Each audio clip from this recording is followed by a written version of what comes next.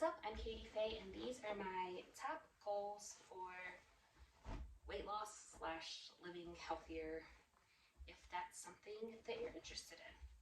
So first things first, I guess I need to tell you what qualifies me to give tips on this. I went on a journey last year. I started Weight Watchers October 2022. By January of last year, I had lost 30 pounds. It was great. I enjoyed it, but in January of 2023, I found out I was pregnant, so I had to take a little break.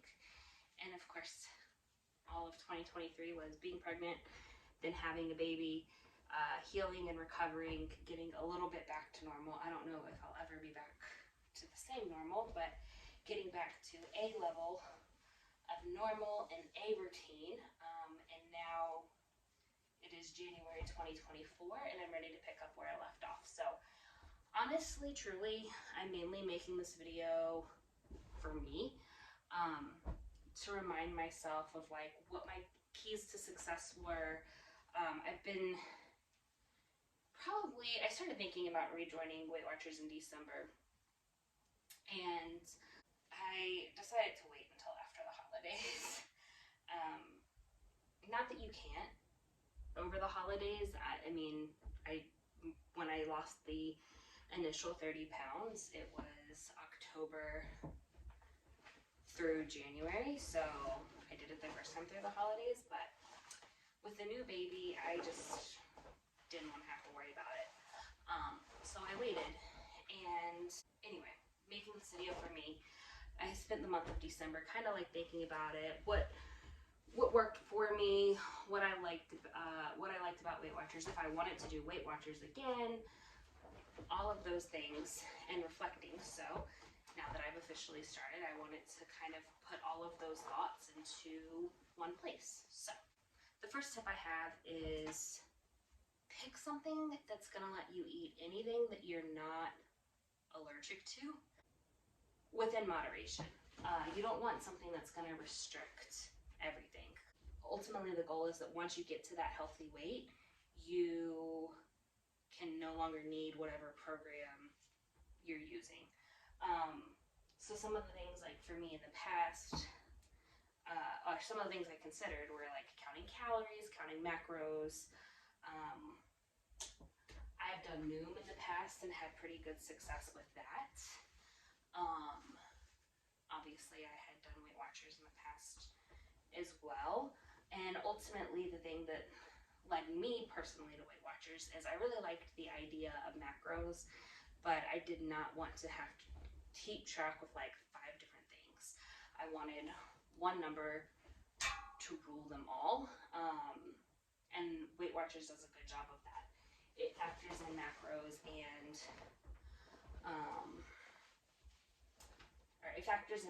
for you, and it does all of the work, and you just focus on your points number. And that's what I wanted, because also at the time I was trying to get pregnant, and I was tracking a lot of stuff for that. We had been trying for 2 years at that point, so I really just wanted one thing to focus on. So that's why I personally picked Weight Watchers. I don't think it's the end all be all. I don't think it's the only way to lose weight, but I wanted to put that up top because some of my advice might be Weight Watchers specific moving forward. The next advice I would give is make sure you're ready for like a program. Make sure you're ready to follow a program. Do the work for yourself, or on yourself first. Before I started Weight Watchers, I had kind of like an epiphany moment where I just decided that my whole life, I struggled with my weight my whole life, and every diet I would go on, I would say like, I'm just trying to fix my relationship with food. I just have this awful relationship with food, and like I kept saying that And I kept saying those words, and there's a lot of ways to fix your relationship with food on the internet, so I was getting validated in those feelings. But then one day I realized, like, actually, I don't want to fix my relationship with food. I just don't want to have a relationship with food. It's an inanimate object. It can't love me back. I'm assigning guilt and pleasure to foods that have like no way of reciprocating that to me, or putting like it has no way of putting that same energy into me, because it's food. It's an inanimate object. It's pointless to try and have a relationship with food.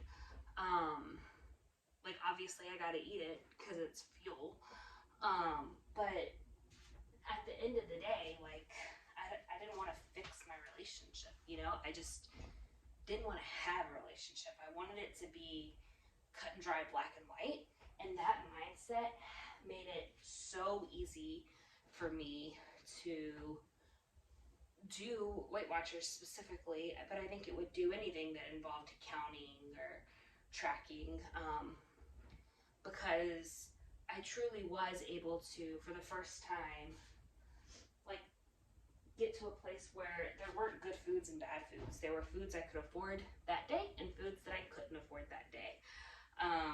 But I might need to save up for, and like really just thinking of it like a budget in black and white really helped. Now that's not to say that like I never craved a food I couldn't afford.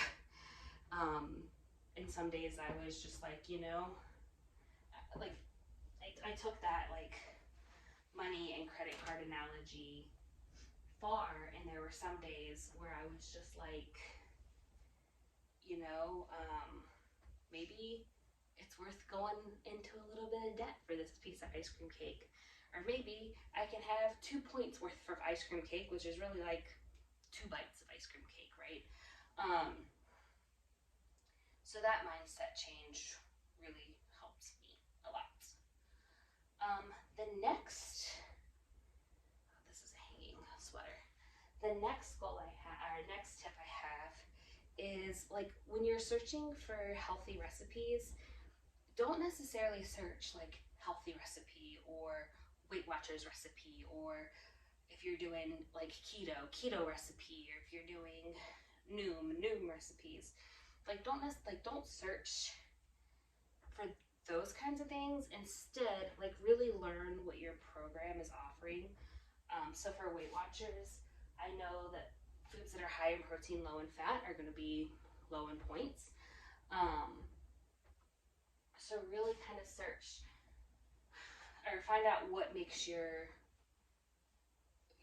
what works well with your protein, and then search for recipes that you want to eat. So like if you are craving macaroni and cheese, search for a recipe of macaroni and cheese, but then on a Weight Watchers, how would I do that? Like, okay, maybe I can add some vegetables in to, vegetables are 0 points, so I can add that in to kind of stretch it for me and make myself get fuller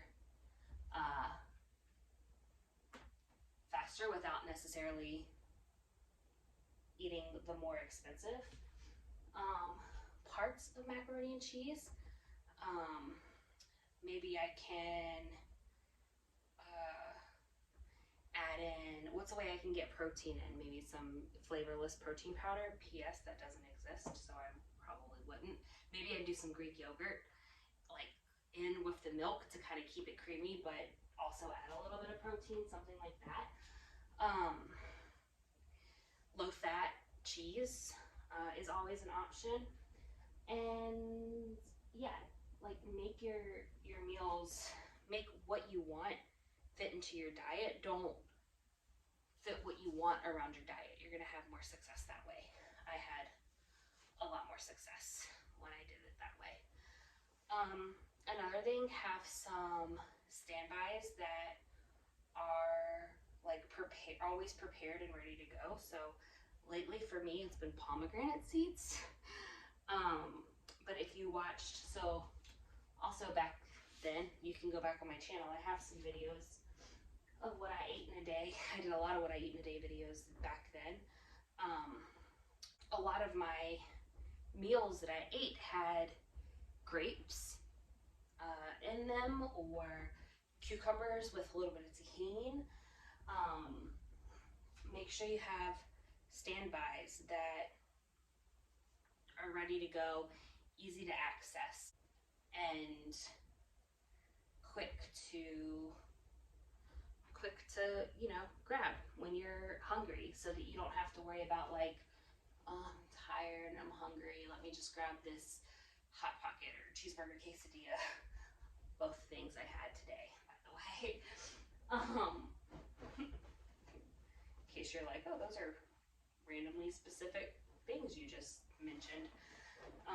So yeah, make sure you have things that are easy to grab. Also, in regards to my what I eat in a day videos, do something to make yourself accountable. For whatever reason, the accountability that the app provides never really was enough for me. I got a lot of enjoyment out of making the what I eat in a day videos, and it just added a layer of honesty to the program that I appreciated. And yeah, it's like, I mean, I have ADHD, so it's kind of like body doubling for me.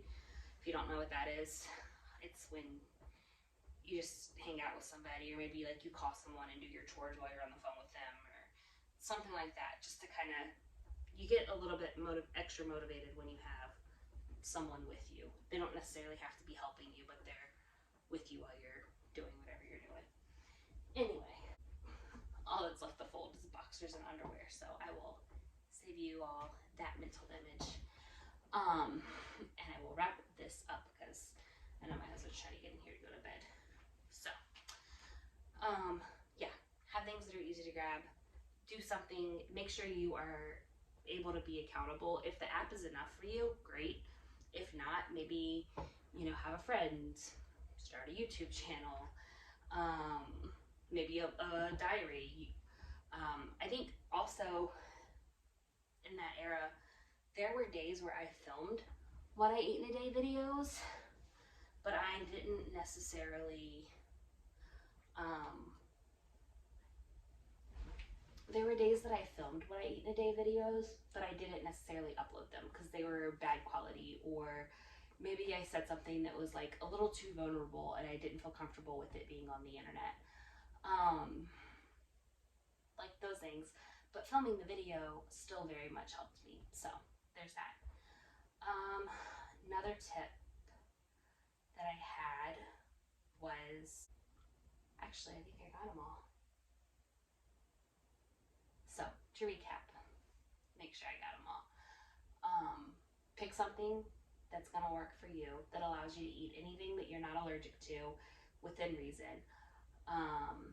Pick something, fix your mindset. Easier said than done. That took me years to do.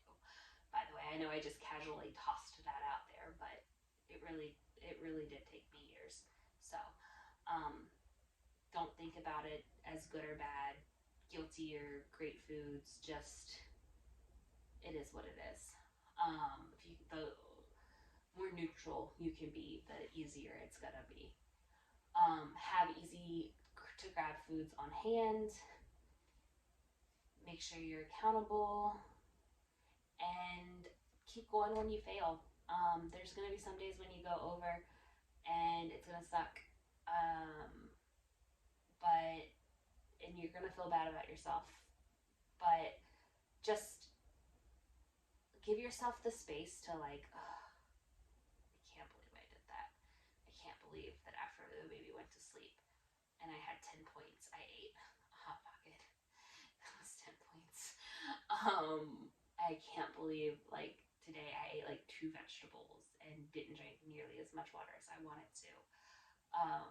Like, give yourself the space to kind of have that, but then say, but you know what? I did my best. I I am trying and I showed up, and that has to be enough for today. And it is. Oh, and the last thing that helped me a lot, weigh. I weigh in every day. Um, a lot of people think that that's obsessive, and in the past, when I had not fixed my relationship with food, for a lack of a better phrasing there, back when I kind of still had that diet mentality, um, and my goals are very like surface level. Back when that was the case, um, it was too much. Weighing in every single day was, it became obsessive, and I didn't like it. So um, it didn't serve me well. But this time when I lost the 30 pounds and going forward, I've learned about myself that if I wait a week, I will start putting pressure on that, like Monday weigh in, right? And I don't want to do that. But if I weigh in every day, psychologically, I know, mentally, I know that if you, like, your weight can fluctuate up to 3 pounds a day just from water, regardless of what you did, bad or good. And so just consistently weighing in every single day really helped me like not put pressure on it. It was just something I did every day. And when I had a gain, I felt a little bit better about it because I'm like, oh yeah, water weight, my body's fluctuating. I did what I did. But if I gained like after a week, it was harder for me to, like, I would say those things, but it was harder for me to believe it. So that really helped a lot. And then um, the other part about weighing in every day, the other part about weighing in every day that I found super helpful was I could be realistic. Like, if I stayed within my points, I would know, yep, it's just, I haven't pooped in a couple days, or my water, like it's water weight. It is what it is. But then there are also some days when I get on the scale, I gain and be like, you know what? I'm honestly not surprised. I had like cookies for breakfast, and I went over my points, and I didn't go over my points for nutrient dense food. I went over my points because I ate ice cream cake and french fries and cookies all in one day. And so that really also kind of helped me, like, that honesty with myself helps me keep it in check of like, okay, yesterday was great, let's get back on track today.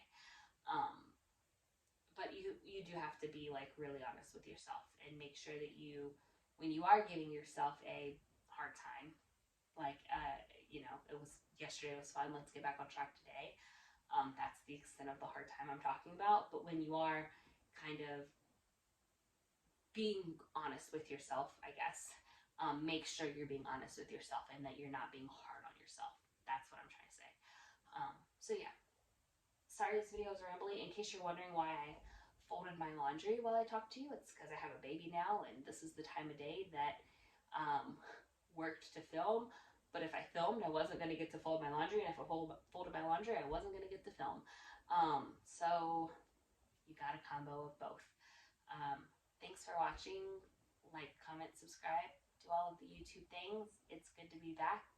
I plan to do a lot more what I eat in a day videos moving forward. And if you're curious, baby's 3 months old. Her name is Lucy. She's happy and healthy, and I'm happy and healthy. And that's about all I care to share about my child on the internet right now. If that changes, I'll let you know. Have a great day. Bye.